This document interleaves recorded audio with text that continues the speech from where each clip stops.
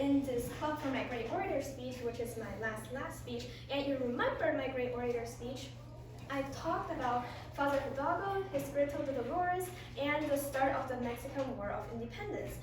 Today I'll continue that topic, but instead of the Mexican War of Independence, we'll jump ahead to the time when Mexico already earned its independence. What happened in the middle, not important. And now it's time for the Texas Revolution, so our own revolution. If you ask any students what they know about the Texas Revolution or any specific battle, they'll say, the Alamo, the Alamo, the Alamo. Okay. We get the point that the Alamo is very important, but it's not the Alamo that started the revolution.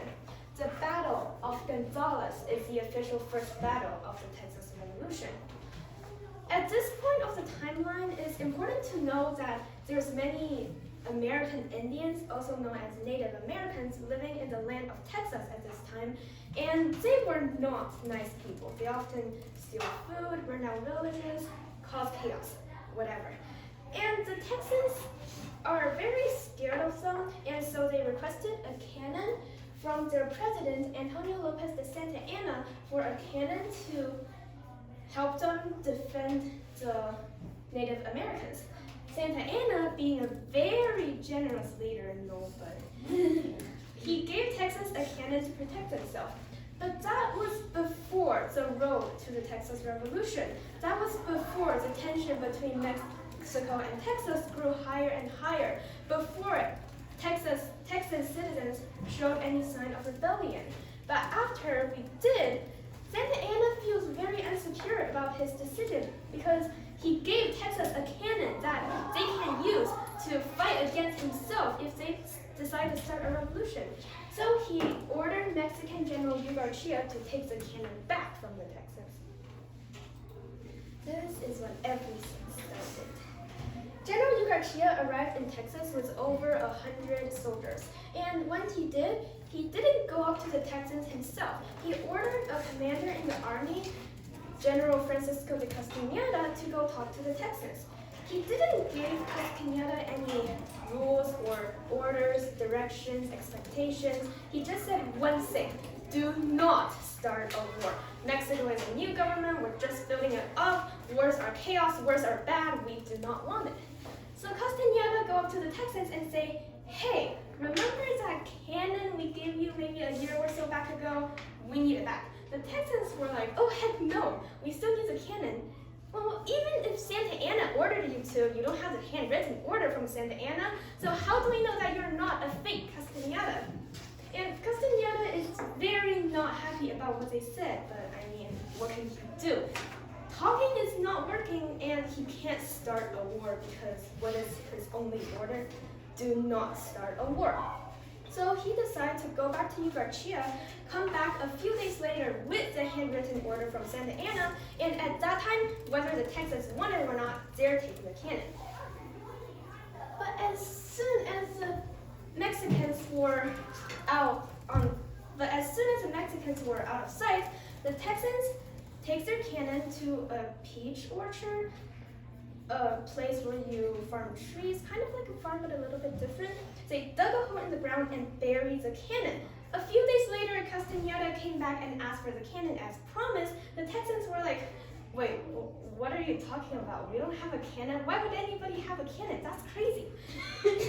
So Castañeda is very confused plus mad because they gave them a cannon and now they're saying they don't have it. But he cannot fight. He cannot start a war. And this is a cannon burial site.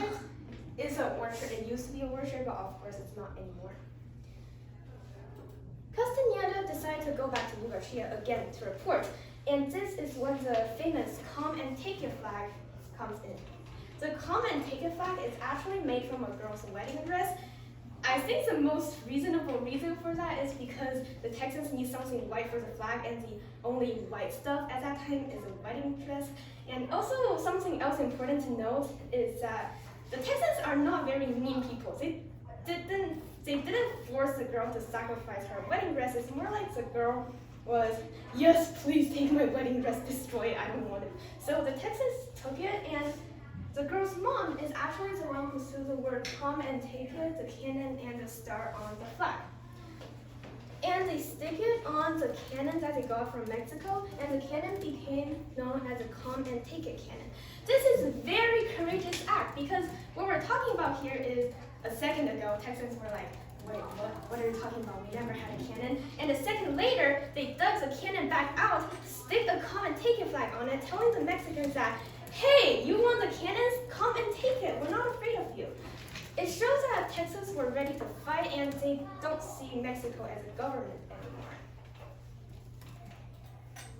Castañeda is very confused because clearly they're rebelling, they're starting a revolution, but he can't fight. He don't want to get killed for disobeying his only order, so he decided to go back, and just as he was deciding on what to do, being confused, Texas fired the cannon. Castañeda will obviously have no choice but to retreat with about 100 or so injury or death on the Mexico side. And since there's injury and death on the Mexico side, what about the Texas side?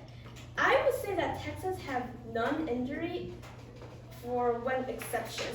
After the battle, there is this Texas man that got slightly injured, and everybody else is very surprised. They were like, oh my gosh, the Mexicans hurt you? Are you okay with this? They did.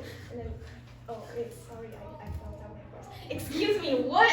I fell down my horse. So this poor Texas man who fell down his horse became the first injury on the Texas side of the Texas Revolution.